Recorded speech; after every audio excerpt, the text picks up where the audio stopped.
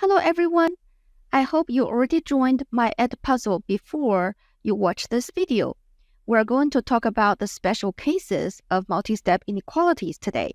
Once you finish watching this video, I want you to think about how to answer this question. What if I get a statement of something false after I simplified an inequality? Do I get the same conclusion as the true statement or just the opposite? Now let's begin. Hello everyone. Today we're going to look at how to solve this type of inequality, like inequality special cases. So when we solve multi-step inequality, we follow the same steps as we solve multi-step equation. So if you see parentheses like this one, that means we need to distribute. So when we distribute, make sure we take the sign. So for this one, I'm just going to start distributing. So we copy down the -8, and you know you're going to use this -3 to distribute. So -3, and make sure you use this -3. So -3 times n, we got -3n. And -3 times +3, we got -9. And we drag down the inequality sign, greater than equal to, and copy down what's on the left side of inequality.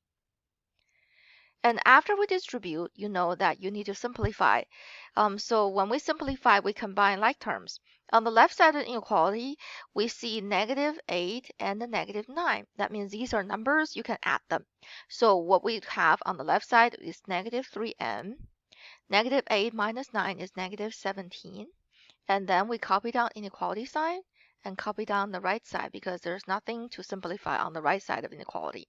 Next step, we're going to check to see if the variables show up on both sides of inequality. Looks like the n is on the left side and also on the right side. So our goal is to move the n to only one side. So I'm going to move this -3n on the right side of inequality to the left.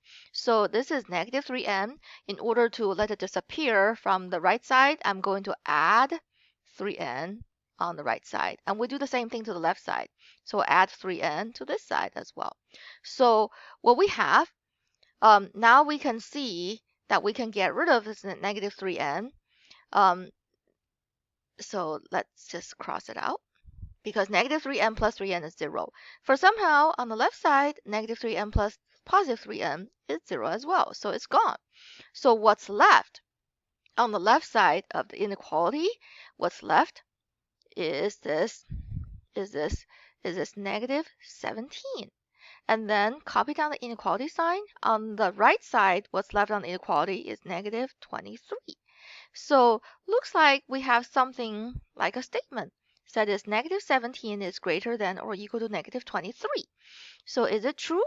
If you draw a number line, you will notice that -17 is here and -23 is to the left side of -17. So that means -17 is greater than or equal to -23. So this statement is true. If it's true, that means n can be any numbers. So that means any number for n can make this inequality true. So n has infinite number of solutions. Or you can say n is all real numbers.